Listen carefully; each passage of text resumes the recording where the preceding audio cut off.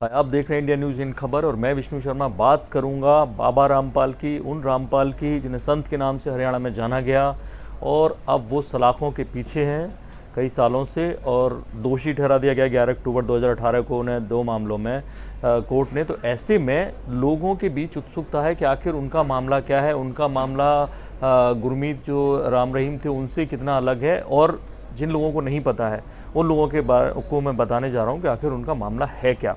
देखिए, शॉर्ट में ये जान लीजिए कि पहले ये इरिगेशन डिपार्टमेंट में हरियाणा के जूनियर इंजीनियर थे और वहाँ से बाबाओं के संपर्क में आए। ढेर सारी जो आध्यात्मिक ग्रंथ हैं, धार्मिक ग्रंथ हैं, रामपाल ने उन सब का अध्ययन किया और फिर खुद लोगों को ज्ञान बांटना शुरू किया। लोगों की भीड़ जुटने लगी तो रामपाल ने 1994-95 में अपनी जो नौकरी थी, सरकारी नौकरी, उससे इस्तीफा दे दिया और रोहतक में एक आश्रम बना लिया, सतलोक आश्रम। धीरे धीरे हरियाणा के और इलाकों में बाबा ने अपने ऐसे कई आश्रम बना लिए।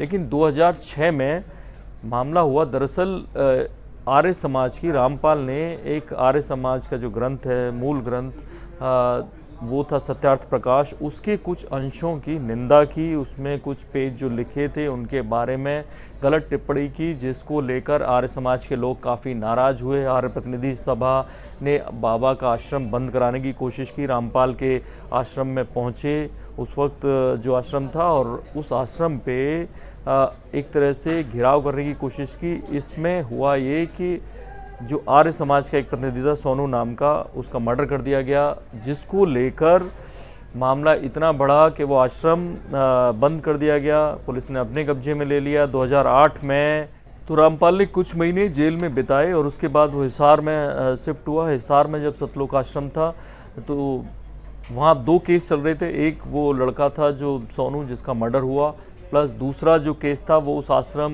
पर फोर्जरी से कब्जाने का आरोप था। लेकिन बाद में पहले हाई कोर्ट और फिर सुप्रीम कोर्ट ने उस केस को रद्द कर दिया। वो आश्रम रामपाल को वापस मिल गया।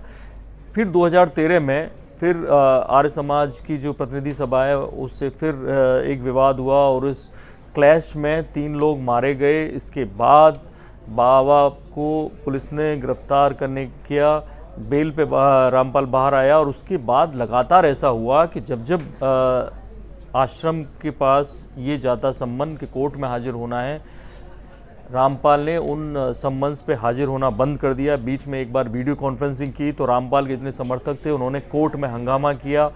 ऐसे में 43 या 42 बार सम्मन भेजा गया और रामपाल ने हाजिरी कोर्ट में नहीं लगाई। तो पंजाब और हरियाणा हाई कोर्ट ने रामपाल की गिरफ्तारी का आदेश जारी किया और जब 18-19 नवंबर में पुलिस ने घेरा डाला, कई हज़ार पुलिस वाले गए, उसका सामना किया 15,000 समर्थकों ने रामपाल के। उन्होंने बाबा के गिरफ्तारी के लिए पुलिस की एंट्री एक तरह से रोक दी। सतलोक आश्रम बरवाला में ज़बरदस्त क्लैश हुआ। 18 नवंबर को पहले एक महिला और एक बच्ची की लाश पाई गई, उसके बाद 4 महिलाओं की लाश अगले दिन मिली।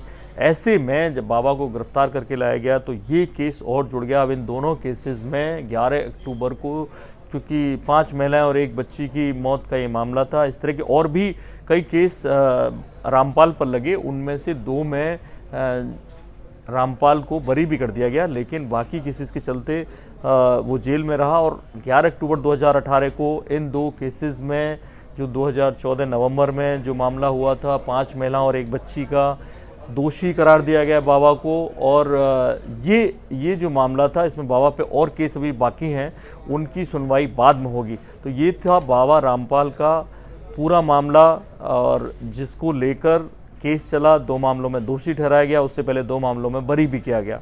इस तरह की और दिलचस्प खबरें देखने के लिए देखते रहिए इंडिया न्यूज़। सब्सक्राइब करें इन खबर। थैंक यू, नमस्कार।